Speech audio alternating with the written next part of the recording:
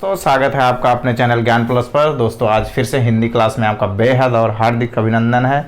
दोस्तों हम आपके लिए आज एक अच्छा टॉपिक लेके आए हैं शब्द के आधार पर। मतलब हम आपको पिछले वीडियो में पढ़ाए थे शब्द रचना, और शब्द रचना का एक पार्ट ये भी है। शब्द रचना में विकारी शब्द या अविकारी शब्द आपने पढ़ा होगा और जाना भी होगा, लेकिन यहाँ पे हम छोटे स्तर पर जब पढ़ते हैं तो वहाँ से कुछ बारीकियाँ हम नहीं पकड़ पाते। वही बारीकियाँ हमें एग्ज़ाम में नहीं मिल पाती, उसी के चलते हमारे क्वेश्चन गलत हो जाते हैं और हमारे नंबर कम आते हैं। तब यही बारीकियां हमको यहाँ से देखना है।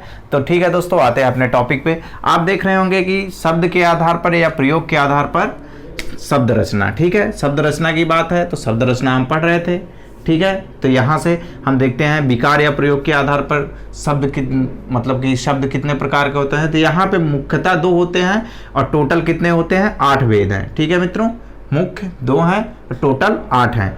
अब देखते हैं मुख्य 2 कौन कौन से हैं। यहाँ से हैं विकारी या सविकारी शब्द और अविकारी शब्द। ठीक है दोस्तों, विकारी शब्द या अविकारी शब्द मतलब 2 पार्ट हैं जो हमको मुख्य रूप से जहाँ से क्वेश्चन बनते हैं, जिसको हमको पढ़ना है। ठीक है दोस्तों, अब देखते हैं यहाँ से हम विकारी या सविकारी शब्द ये क्या होते हैं। ठीक है मित्रों, यहाँ से देखते हैं कि विकारी का अर्थ होता है विकृत होना या बदल जाना। आपको समझ में आया? विकृत होना मतलब विकृत होना, इसका मूल मतलब जो होता है बदल जाना, मतलब बदलना होता है। जैसे कहते नहीं कि आप बहुत बदल गए हैं, तो उसका ये भी मतलब होता है कि आप विकृत हो गए हैं। ठीक है दोस्तों, तब यहाँ से देखते हैं कि ये कैसे बदलते हैं, इनके बदलने का तरीका क्या है, ये एग्जाम में आते कैसे हैं। ठीक है दोस्तों, तो यहाँ से बिक्री कर देते हैं अथवा बदल देते हैं। ठीक है, ऐसे शब्दों को विकारी शब्द कहा जाता है। जैसे एग्जाम्पल में देखते हैं, जैसे माता पिता, गंगा, सूर्य, कुर्सी, मेज, भगवान। अब ये प्रयोग के आधार पर, जैसे कि इनका ये बदलते कब हैं, इनका ये मतलब नहीं कि माता पिता ये वर्ड का, इस शब्द का स्वरूप बदलता है। इस वर्ड का स्वरूप नहीं बदलता, इसका सिर्फ मतलब बदलता है। कहीं पे जैसे हमारी कोई मदद कर दें, हम बहुत मुश्किल में हैं, तब अगर कोई हमारी मदद कर देता है तो हम उसको क्या कहते हैं कि आप भगवान के समान हैं, हमें इस संकट से निकाला। तो वहाँ पे भगवान शब्द, जो भगवान वर्ड यूज हुआ वो किसके लिए, इंसान के लिए यूज हुआ, जबकि भगवान परमेश्वर ईश्वर होता है।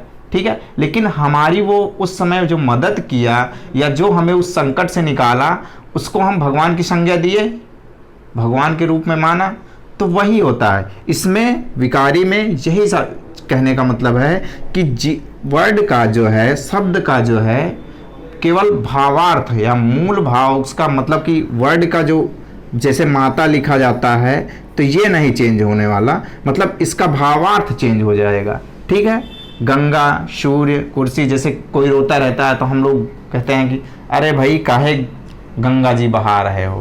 जब उसके आंसुओं की धार निकलती है तो हम लोग कहते नहीं काहे गंगा जी बहा रहे हो। तब वही वहाँ पे रोने की तुलना हम उसके रोने और उसके आंसुओं की तुलना किससे कर दिए, गंगा जी से कर दिए, गंगा से कर दिए। तो ऐसे ही चीज़ें होती हैं। हमने जैसे किसी को कहा कि आपके माथों की, मतलब माथे की जो लकीरें हैं वो सूर्य के समान चमक रही हैं, तो यहाँ पे हमने किससे तुलना की, उसके माथ की लकीरें या उसकी मतलब कि चंचलता या उसकी जो मतलब कि शौर्य है, उसको हमने किससे तुलना की, सूर्य से की। तब यहाँ पे वही चीज़ कहने का मतलब है कि विकृत कर देता है अथवा बदल देता है। ठीक है दोस्तों, अब आगे देखते हैं अगला आपका क्या है। यहाँ पे थोड़ा हम एक चीज़ और देख लेते हैं। यहाँ पे जैसे हर पॉइंट में अगर कहीं पे भी किसी क्वेश्चन में अगर नोट दिया है दोस्तों, तो आप पूरा क्वेश्चन बेशक एक मतलब कि उतने ढंग से ना पढ़ें, लेकिन नोट्स जरूर ढंग से पढ़ लें, क्योंकि नोट्स हर जगह मिलता नहीं, और जहाँ मिलता है वो बहुत इंपॉर्टेंट होता है। एग्जामिनर आपके दिमाग से खेलने के लिए ये चीज़ें करता है कि अगर वो नोट्स क्वेश्चन बना सकता है नोट से, चूँकि पता है उसको कि बच्चे केवल मेन टॉपिक पे ध्यान देते हैं, जो नीचे नोट्स देते हैं उसको ऐसे हवाई में ले लेते हैं। ज़रूरी नहीं है, कहते हैं हमने तो पूरा टॉपिक पढ़ लिया, हमको अच्छे से आ गया, लेकिन जो नोट्स होता है वो बेहद इंपॉर्टेंट होता है। तो यहाँ पे नोट क्या दे रहा है, संज्ञा, सर्वनाम, क्रिया, विशेषण के सभी शब्द विकारी शब्द कहलाते हैं। ठीक है, अब यहाँ से नोट से हमने ये चीज़ें जान ली यहाँ से परिभाषा भी समझ में आ गई होगी कि संज्ञा, सर्वनाम, क्रिया, विशेषण के सभी शब्द विकारी शब्द कहलाते हैं। ठीक है दोस्तों, अब आगे आता है विकारी शब्द के भेद, इसके पार्ट कितने हैं ये चीजें देखते हैं। यहाँ पे देखेंगे कि विकारी शब्द के पार्ट कितने हैं, तो यहाँ पे विकारी शब्द के जो भेद है इसके 4 भेद हैं। ठीक है, जैसे कि हमने वहाँ बताया था, नोट्स में दिखाया भी गया था कि संज्ञा, सर्वनाम, क्रिया, विशेषण ये सभी शब्द विकारी शब्द होते हैं। तो वही इसके पार्ट है, संज्ञा, सर्वनाम, क्रिया, विशेषण। संज्ञा व्यक्ति, वस्तु, स्थान को संज्ञा कहते हैं, सर्वनाम हो गया, क्रिया हो गया, विशेषण हो गया, ये सारे इसके पार्ट हैं। इसके कितने पार्ट हैं? 4 पार्ट हैं। ठीक है, अब आते हैं अविकारी शब्द पे। ठीक है दोस्तों, अब ये सारी चीज़ें जब हम आगे जाके संज्ञा वगैरह पढ़ेंगे तब वहाँ पे हम आपको इसकी सारी डिटेल देंगे। जो संज्ञा, क्रिया, विशेषण ये सारी चीज़ें जब हम पढ़ेंगे तब वहाँ पे ये सारी चीज़ें बताई जाएंगी।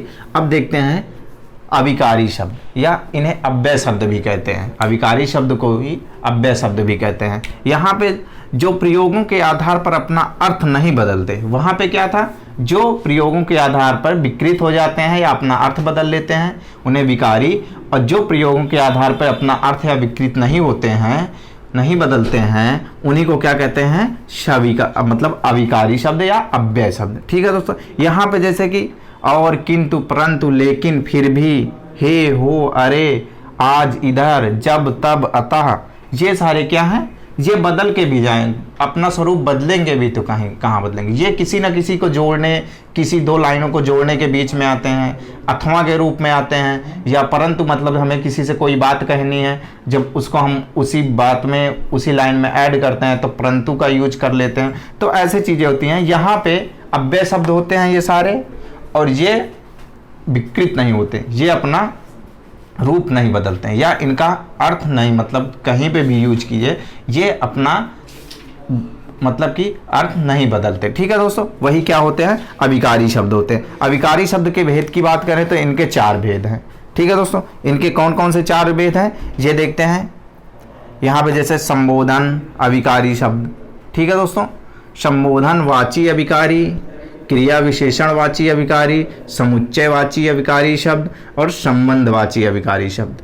ठीक है दोस्तों, अब देखते हैं संबोधनवाची अविकारी शब्द क्या होते हैं। संबोधन जैसे हे, अरे, ओ, ये संबोधन में आते हैं। जैसे हम किसी को संबोधित करते हैं उसी को संबोधन वर्ड, मतलब संबोधन वर्ड का यूज करके ही हम किसी को संबोधित करते हैं, तब वही है संबोधन, मतलब हे, हो, अरे, अब ये संबोधन में आता है। ठीक है, क्रिया विशेषणवाची अविकारी क्या है, जैसे बार बार, धीरे धीरे, ये सारी चीज, ये वर्ड जिसमें आ जाएं, अगर वहाँ पे कोई भी ऑप्शन है तो वहाँ पे आप देख सकते हैं कि ये क्रिया विशेषणवाची अविकारी हैं। ठीक है, अब समुच्चयवाची अविकारी की बात करते हैं।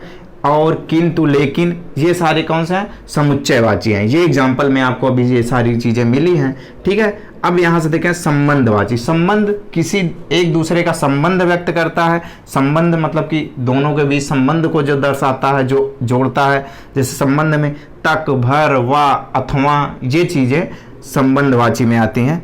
अब देखते हैं, वहाँ पे हमने पढ़ा था जब शब्द रचना स्टार्ट किया था तो हमने वहाँ शब्द रचना के कितने पार्ट बताए थे, 2 पार्ट, सार्थक शब्द, निरर्थक शब्द। ठीक है दोस्तों, सार्थक शब्द में जिनका संघात या जिनका कोई अर्थ होता है वो सार्थक शब्द होते हैं। निरर्थक में क्या होता है, जिनका कोई अर्थ नहीं होता है या जिनका कोई संघात नहीं होता उन्हें निरर्थक शब्द कहते हैं। यहाँ पे देखिए निरर्थक शब्द की डेफिनेशन दी हुई है, जैसे जिन शब्दों के अर्थ नहीं होते जो सार्थक शब्दों के साथ आते हैं। हमने वहाँ पे आपको बताया था कि जैसे खाना के, हम किसी को कहते हैं, जैसे किसी से पूछते हैं कि आपने खाना वाना खाया, खाना तो ठीक है, खाना तो खाना है, लेकिन वाना क्या है, ये वाना जो शब्द खाना के साथ ऐड होके आता है यही निरर्थक है। सार्थक के बाद जो निरर्थक आता है वही निरर्थक शब्द, जैसे लोटा, वोटा, दही, वही, दही तो सही है, वही क्या है, दही के साथ। ठीक है, तो ऐसे ही गिलास, उलास, पेन, वेन, मतलब पेन तो सही है, पेन लिखने के काम में थे, वेन क्या है। ठीक है दोस्तों, तो ये निरर्थक शब्द आते हैं, लेकिन ये आते कब हैं, ये सार्थक शब्द के साथ ही ऐड होके आते हैं। जिसका हमें, जैसे कि हम कुछ सामान लेते हैं यहाँ कहीं से खरीदे, उसमें कुछ सामानें हमारे यूज की होती हैं तब ठीक है उन्हें रख लेते हैं, जो यूज की नहीं होती उन्हें साइड कर देते हैं। ठीक है, तो यही होता है कि सार्थक के साथ ही निरर्थक का भी अर्थ है, लेकिन ये है कि उनका अपना कोई अर्थ नहीं है।